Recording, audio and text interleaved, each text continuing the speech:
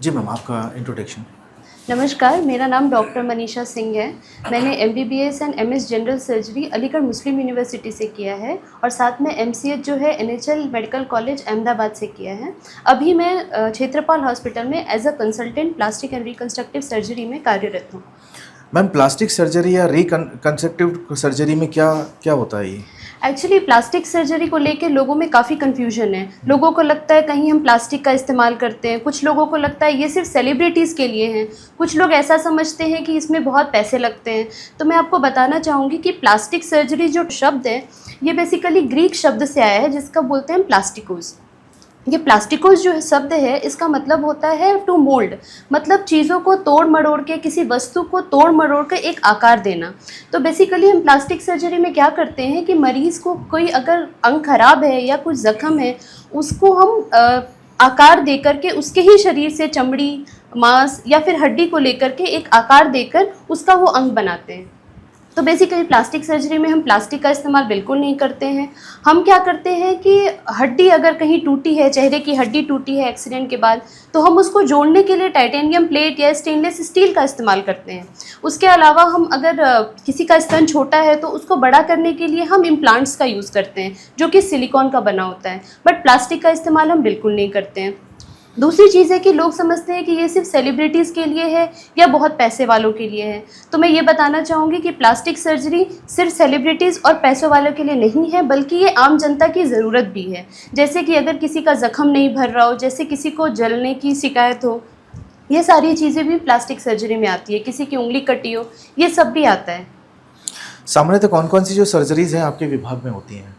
हाँ, हमारे विभाग में ये काफ़ी वाइड सर्जिकल ब्रांच है जिसमें कि काफ़ी सर्जरीज इंक्लूडेड हैं। जैसे कि जन्मजात होने वाली विकृतियाँ, जिसमें क्या होता है जब शिशु पैदा होता है तो उसके साथ साथ उसमें काफ़ी विकृतियाँ पैदा होती हैं, जैसे कि तालू का कटना, जैसे कि ओंठ का कटा होना, चेहरे का बड़ा होना, सर का बड़ा होना, उंगलियाँ साथ में चिपकी हुई होना, 5 से अधिक उंगलियाँ होना।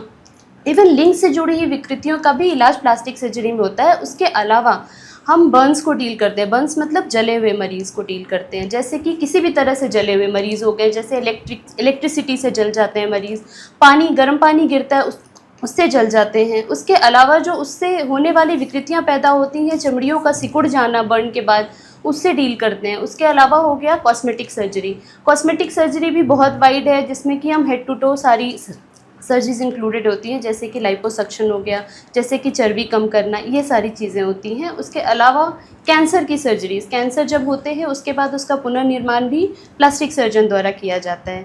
डायलिसिस के लिए जो एवी फिस्टुला बनाया जाता है वो भी प्लास्टिक सर्जन बनाते हैं।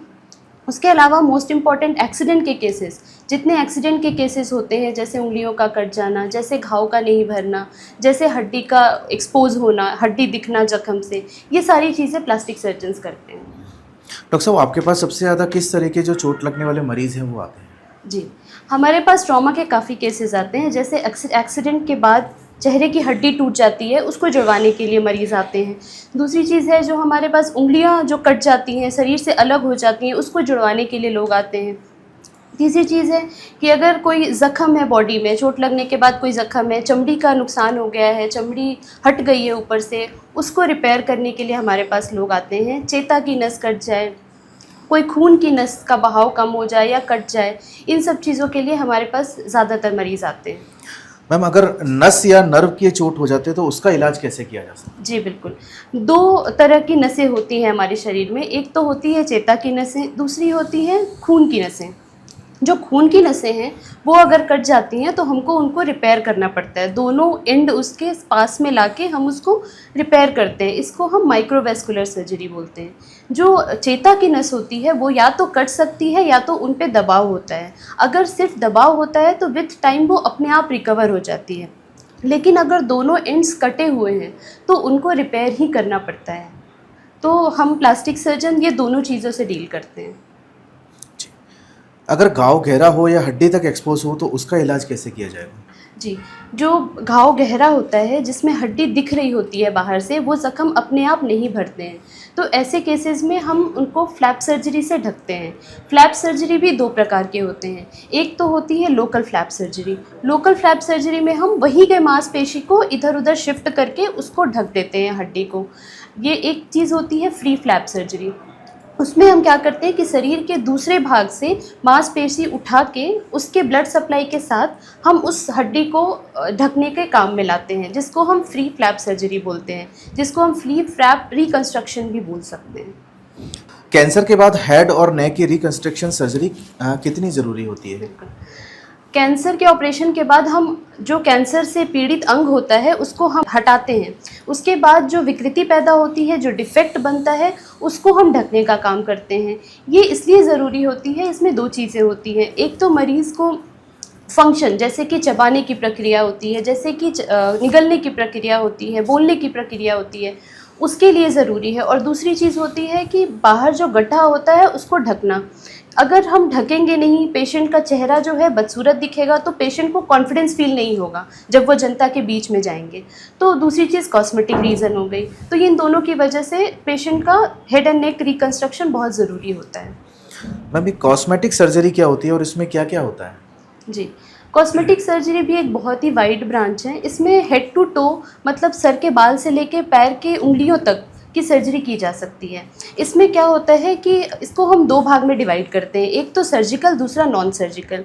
जो नॉन सर्जिकल कॉस्मेटिक सर्जरी होती है उसमें हमको सिर्फ फिलर्स, बोटॉक्स, लेज़र्स, ये सारी इंक्लूडेड होती हैं। जो सर्जिकल होती है उसको भी हम 2 भाग में डिवाइड करते हैं, जो पुरुषों में होने वाली विकृतियाँ, जो महिलाओं में होने वाली चीज़ें हैं।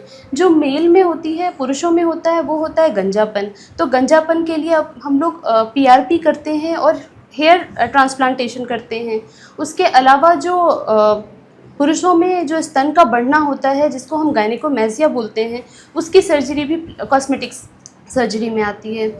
फिर महिलाओं में होने वाली चीज़ें, जैसे कि स्तन का बड़ा होना, स्तन का छोटा होना, नाक का बड़ा होना, नाक का छोटा होना, कहीं पे बॉडी में चर्बी ज़्यादा होना, उसको निकालना, स्किन का झुर्रियाँ पड़ना स्किन में, ये सारी चीज़ें भी डील करते हैं। उसके बाद जो चेहरे पे अगर कोई निशान है, एक्सीडेंट, चोट चपेट का जो निशान है, कोई बड़ा सा मोल है, उसको निकालने की प्रक्रिया भी प्लास्टिक सर्जन के द्वारा की जाती है। क्या शरीर का अंग जल जाने पर उसको पुनः सही किया जा सकता है? और जलने के बाद होने वाले कॉन्ट्रैक्चर और दाग का इलाज कैसे किया जा सकता है? जो जलने की प्रक्रिया होती है वो 2 तरह से होती है। एक तो होता है जिसमें कि मरीज़ का जो ऊपरी सतह होता है चमड़ी का, सिर्फ वो जलता है। उस केस में क्या होता है कि मरीज़ की का जो हीलिंग पावर होता है वो अच्छा होता है और हील हो जाता है। लेकिन जो चमड़ी जो होती है वो अगर डीप तक जली हुई होती है तो वो अपने आप नहीं भरता है। ऐसे केस में प्लास्टिक सर्जरी की रिक्वायरमेंट होती है। अगर ये मरीज़ को छोड़ दिया जाए तो अपने आप जो हीलिंग होती है बॉडी की, वो कॉन्ट्रैक्चर के साथ होती है या तो स्कार के साथ होती है। कॉन्ट्रैक्चर मतलब चमड़ी का सिकुड़ जाना, जिसकी वजह से अंगों का काम करना कम हो जाता है। तो बिल्कुल उसका पुनर्निर्माण हम कर सकते हैं, लेकिन आप पहले ही स्टेज में जब जिस वक्त जल गए आप, तो आपको फ़ौरन प्लास्टिक सर्जन के पास जाना चाहिए, ताकि कोई विकृतियां पैदा ही ना हो आपके बर्न वाले जख्म पे। क्षेत्रपाल हॉस्पिटल में परामर्श के लिए आप कब और किस समय मिल सकते हैं? ओके, क्षेत्रपाल हॉस्पिटल में सुबह 10 से 5 की ओपीडी होती है, उसमें आप आकर परामर्श ले सकते हैं, सोमवार से लेकर शनिवार तक।